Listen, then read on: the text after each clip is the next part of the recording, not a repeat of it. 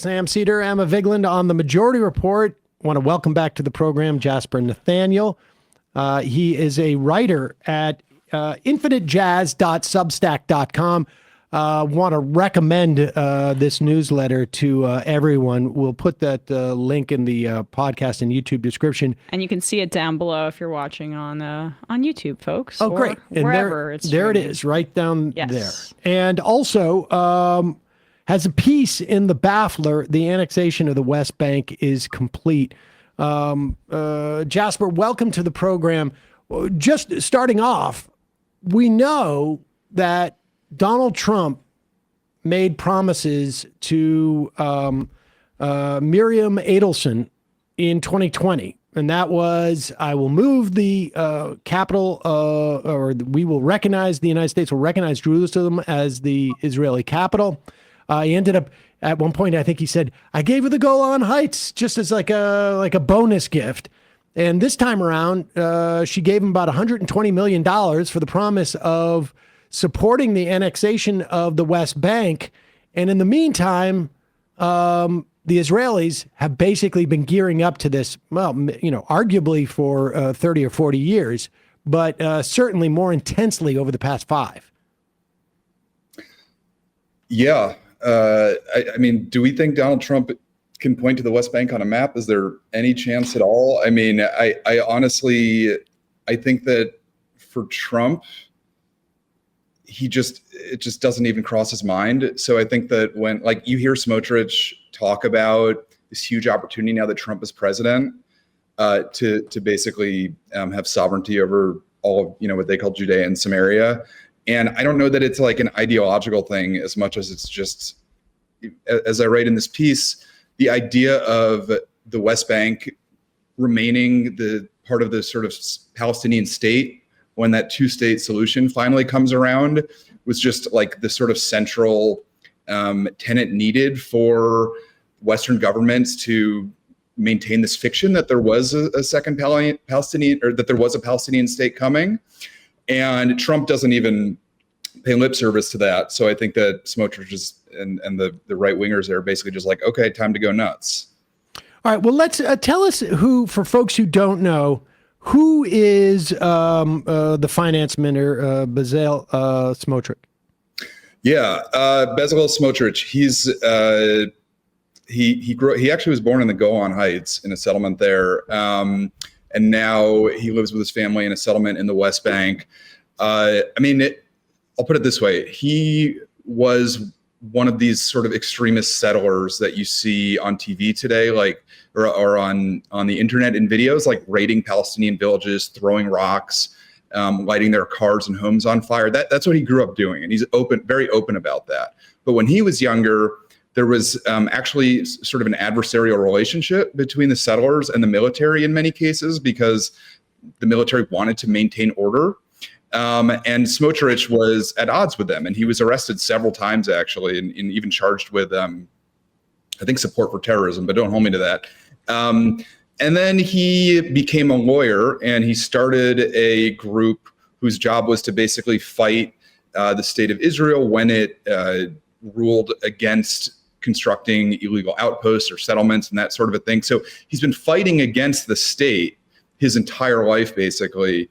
Fast forward, he becomes a politician. He's a member of the Knesset, and then he becomes the finance minister at the end of 2022 when Netanyahu basically was forced to form a coalition with these like extremist parties in order to come back into power.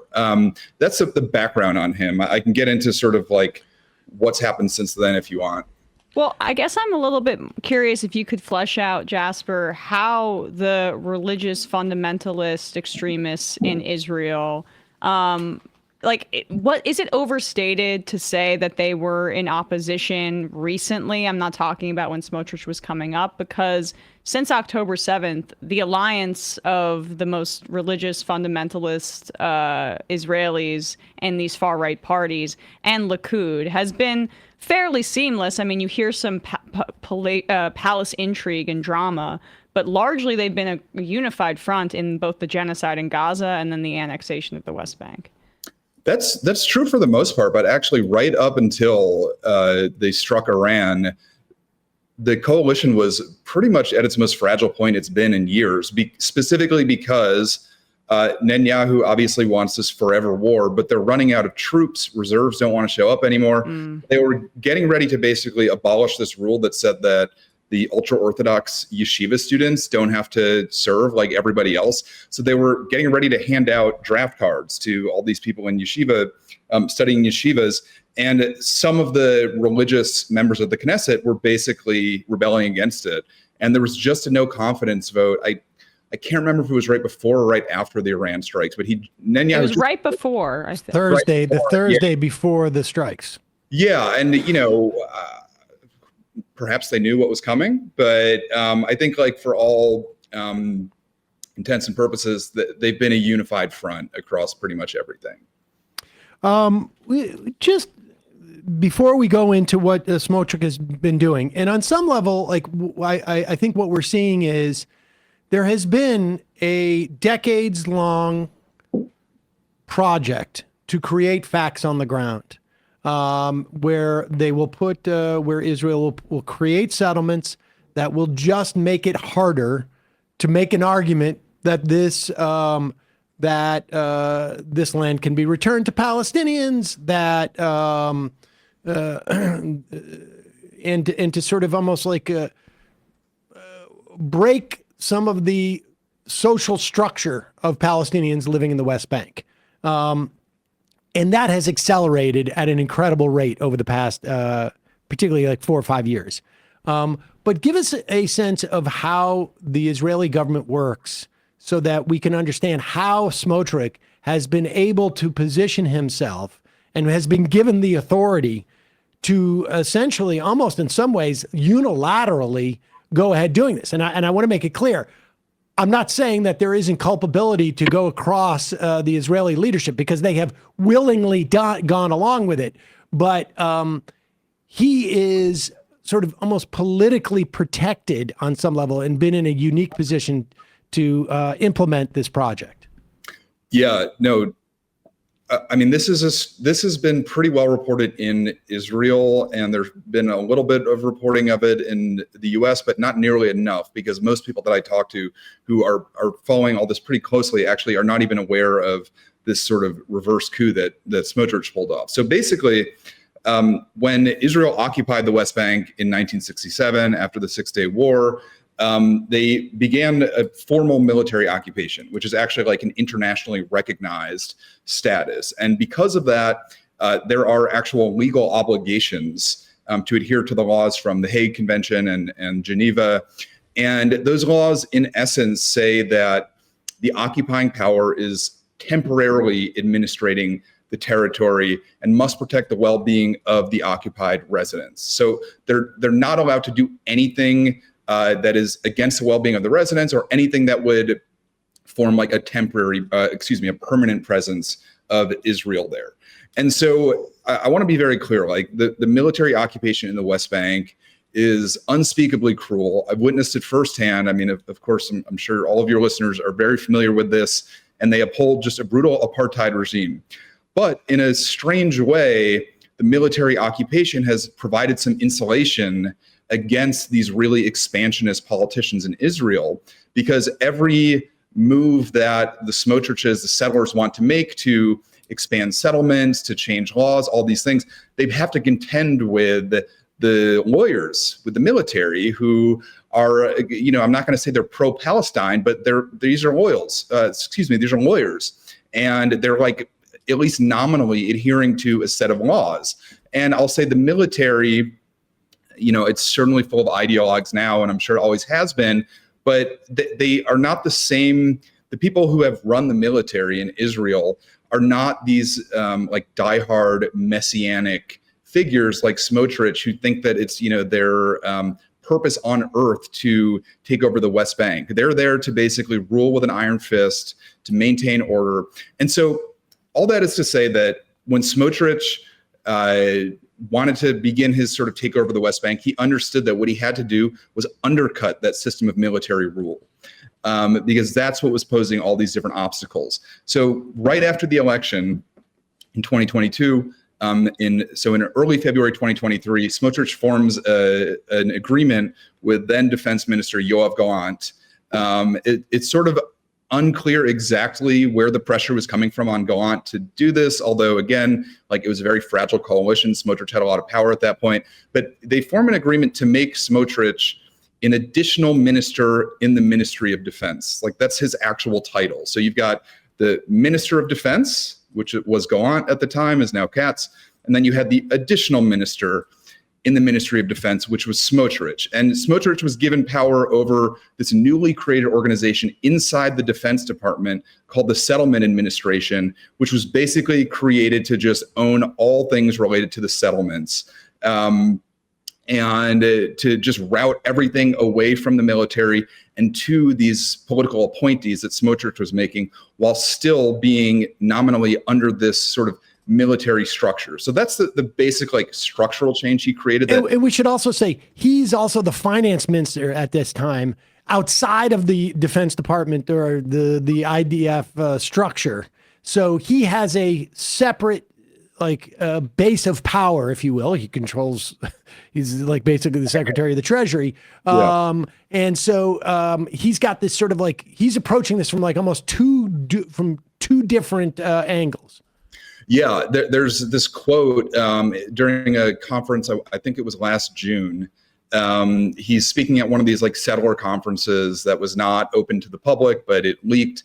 And he's talking about how he's been able to get just this inordinate amount of funding to go into building settlements, into settlement roads, into illegal outposts, basically like just a disproportionate amount of Israel's state federal budget went into the settlements.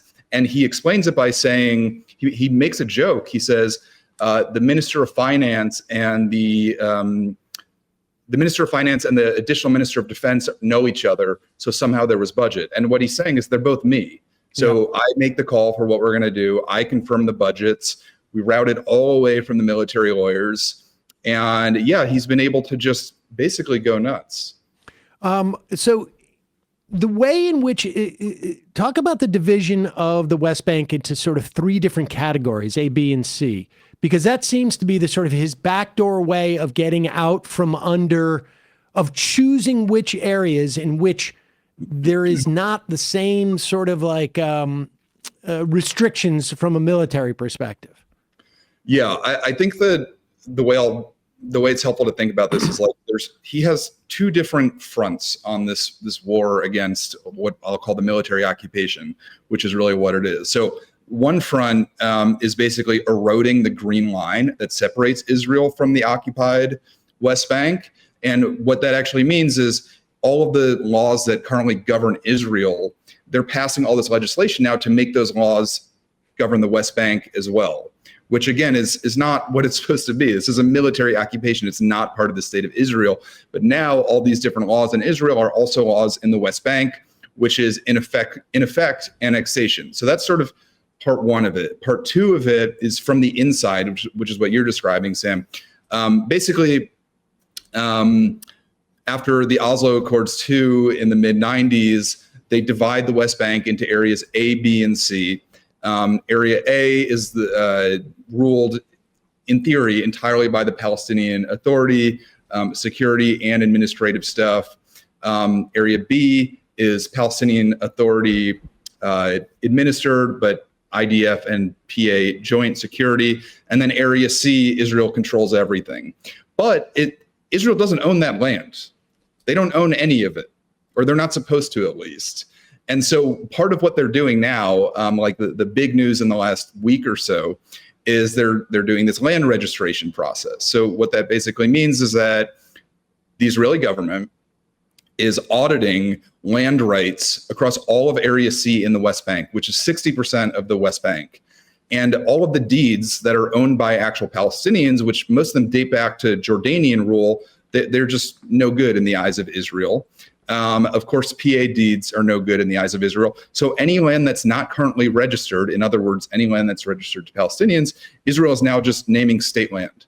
So what that means is that all this land in Area C is now basically becoming Israeli land. And so a lot of the laws that they're passing and the policy initiatives, to your question, Sam, are about just having Israel like take over full control of Area C. But then a lot of the laws also are about trying to sort of undermine that division too. So allowing them to treat Area B and Area A the same way that they would treat Area C. If that makes sense. Yeah, it does make sense. And I'm curious if you could just explain. I know you've been to the West Bank often and done reporting there on the ground. Like, one, what the slow rolling annexation looks like in practice, but two, even prior to like this escalation post October 7th, this was in process, is my understanding, where Palestinians would try to get recourse via the Israeli court system, and it was almost universal every single time. The Israeli courts, who for some reason have dominion over this, even though it's supposedly Palestinian territory, would always side against Palestinian claims of their deeds and their land rights, and basically say, no, actually, this gets to be Israel. Your house is Israeli now. Yeah. It's hard to imagine why the Israeli court system would be prejudiced against the Palestinians, but suffice to say, you're right, Emma. Like, all of this started before October 7th. I mean, it's been going on for decades, but it really escalated at the end of 2022 when this new government came in. The judicial coup, that there were huge protests in Israel before the war. A lot of that was about like undermining the judiciary system's ability to have oversight over law, so that this government could just like make all the calls. After October 7th, though, a couple of things happened. One of them is that, again, like legally, according to international law, Israel has the right to act in accordance with security in the West Bank. So after October 7th, Smotrich basically takes this idea of security and broadens it to encompass any activity at all by the Palestinian Authority, which is the governing body over Palestinians in the West Bank. And so based on that, they're able to stop construction, to do demolitions, to go into areas A, B, and C and conduct military operations. So they basically just like turn security into an umbrella term, is the first thing. The second thing is that, frankly, like, to the extent that people in Israel cared about the settlement movement and were against it, they just, at the very least, stopped paying attention to what was happening there. And just, that is basically what Smotrich has really capitalized on, is understanding that not only people stop paying attention, but they'll do anything for security. And like the settlers in the West Bank really framed themselves as like the security buffer between Israel and Jordan and the rest of the Middle East.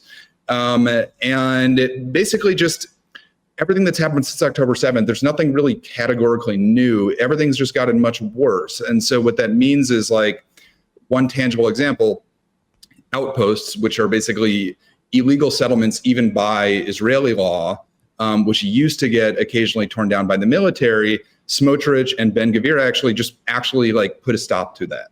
So now settlers can go form outposts wherever they want, and they're doing it systematically, like right next to Palestinian communities, and then they go and terrorize them until they leave. And I think like over 60 communities have actually picked up and left since then. So that's just like one tangible thing. Obviously, movement restrictions have gotten much worse. The settlement building is just, I mean, I call it in my piece a period of abundance, because they have essentially just gotten rid of every check and balance to be able to just build whatever they want from a settlement perspective. So I don't want anybody to think that like Smotrich came in and started all this. This had been going on for a while, but he did sort of an extraordinary job of getting rid of all the obstacles in the way so that they could just take over more land and force the Palestinians off the land. And we should say that at least in the immediate wake of the October 7th attack, people were pointing to the removal of IDF soldiers from the Gaza border to the West Bank to enforce the expropriation of property that Smotrich was involved in leading up from 2022 into 2023, because they were basically committing pogroms, for lack of a better word, at that time. And the military was there to essentially protect the perpetrators of those. All right, we have just a little bit of time left. Tell us about E1 and this project, because this seems to be sort of the, I don't want to say the coup de grace, but this seems to be the sort of the big physical, the culmination of this notion of facts on the ground. Yeah, E1 is a very like strategic plot of land that basically extends from East Jerusalem, which is like technically just outside the West Bank on the west, and then it goes through Jerusalem directly to a settlement, and then what it does is it cuts off East Jerusalem, Palestinian East Jerusalem from the West Bank, and it cuts off the Palestinian villages in the northern occupied West Bank from the southern occupied West Bank. So it's a strip of land that basically would take like the three ostensibly Palestinian administered parts of East Jerusalem and the West Bank and just cut them off from each other in the same way that, Gaza is cut off from the West Bank, basically. And because of that, it's been, for various reasons, like very taboo for Israel to do any building there. In other words, like the Western governments that support Israel almost unconditionally, but again, need to maintain that idea of a potential two-state solution, have forbidden Israel from building an E1. And there's actually an instance when in 2023, I think, in July 2023, so a couple months before October 7th, Smotrich tried to start building there, and the Biden administration actually rebuked them and said, you can't do that. And they backed off. And so it's been like actually in the works for 30 years. Like it was Yitzhak Rabin who initially had the idea, the great progressive Israeli leader. And so now basically they're doing it. And they're getting ready to start building settlements there. It'll be the biggest settlement expansion in decades. And it is, again, it's going to effectively just turn the West Bank into even more of a patchwork than it already is of Palestinian territory. And, I guess at that point, we'd be talking about like 4 or 5 Palestinian states. So maybe a 6-state solution in the end. Right. I mean, this is what I just feel like gets so missed and increasingly less so, because obviously the brutality in Gaza is hopefully waking some people up. But like the fracturing of the landmass in and of itself is a way to undercut the idea of a Palestinian state. There was a guy like Zach Beauchamp of Vox maybe 10 years ago wrote that he thought that there was a bridge between Gaza and the West Bank, which is not true. But like that's the reason that there's no bridge or no connection, is because it's much harder to create a state when they're divided into 5, 6 little smaller territories. Yeah, and let me just put a fine point on that. Smotrich, no, he's very savvy. He's not like, I think Ben Gvir is a big idiot, and he's been effective in various ways, but Smotrich is much more sort of like technocratic and behind the scenes. And he said many, many years ago that he thought like announcing that Israel had annexed the West Bank would be a mistake, because that could trigger blowback from the US, from different Western states. So what he basically said is, we need to establish facts on the ground, like you said, Sam, but not just like in the form of building and construction, but also in the form of laws, so that all of the laws of Israel apply to the West Bank as well, so that when we're out of power, as in if one day, the left of Israel is actually able to get its act together and rule Israel, a fantasy perhaps, but even if that were to happen, they would have an entirely new legal infrastructure to contend with in order to like reverse everything that happened that essentially de facto annexed the West Bank. So with that in mind, I mean, Smotrich has basically, there are 3 things that can happen to the Palestinians. They can get absorbed into Israeli society, I guess, but presumably as second-class citizens. I mean, for example, like there was a report that they're not even letting the Palestinians of Israel into bomb shelters right now. Yes, so, and we should also say there is also.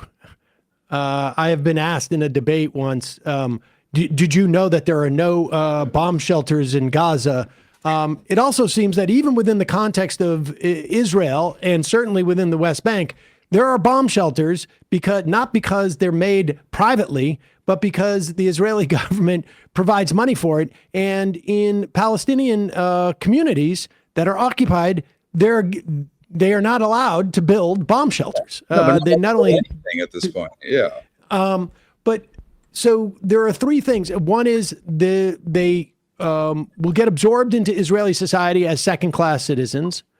Two is they will just decide to leave because their lives have been made so miserable. Self-deport, I guess. Although it's not really deporting, it's really self-exile. Being cleansed, being ethnically cleansed, yeah. Or they'll die. And we've seen that project take place in Gaza. But are we like the interesting thing about Smotrich saying he doesn't want to sort of publicly say that we're annexing the West Bank? At one point, the argument that Israel is not an apartheid state, which is still sort of like, it's gaining more traction. It's gaining more traction in Israel for that matter. But every time they do this, it becomes more and more clear there is a single state sort of that exists right now. And it just so happens that it has second, third, fourth class citizens, depending on how they're situated in Palestinian areas. Yeah, the three-step process or the three options that you're describing actually dates back to a 2017 proposal that Smotrich put forth called the Decisive Plan. And the idea was like, it's time to take decisive action in the West Bank to establish sovereignty. And the three choices that Palestinians would be left with after having all these new facts on the ground was, number one, they could accept their role basically as like colonial subjects, more or less. Devote themselves to the state of Israel, pledge allegiance. Number two, actually, generously, Israel would pay them to leave, to go somewhere else. And they really emphasize this to make the point that they're benevolent. They're not just going to kick them out. They're going to pay them to go move somewhere else. And option three is they fight to death. And I think that, a lot of people ask, when is it going to happen? When is this civil war when is the war going to break out in the West Bank, or when are they going to ethnically cleanse it? And I think that the point that sort of misses is that, it's really just, it's happening. It's happening in real time. And I think Smotrich is very aware of the fact that everybody's looking at Gaza. Now everybody's looking at Iran. And yes, we hear these sort of one-off stories of these settler attacks, or, you hear about the siege on the refugee camps in the West Bank. But the sort of bigger picture that they have completely undermined the legal structure that separates the West Bank from Israel, while ramping up the violence and essentially getting rid of any enforcement against violent Israelis in the West Bank. They have effectively annexed it. It is Israeli territory now, and the Palestinians there, the lucky ones, so to speak, are living as subjects. What did he call it? The decisive what? The Decisive Plan. And that's a fascinating way to get around having to say the final solution. Yeah. Jasper, Nathaniel, we will put a link to this piece in the Baffler, and also a link to your Substack newsletter, which I can't encourage people to sign up for more. That's at infinitejazz.substack.com. Thanks so much for your time today. Okay. Thanks a lot, Sam and Emma. Hey, folks, don't forget to hit the subscribe button and check out our daily show. We do it every day at 12 p.m. Eastern for about 2.5 hours. We even take phone calls. You should check that out.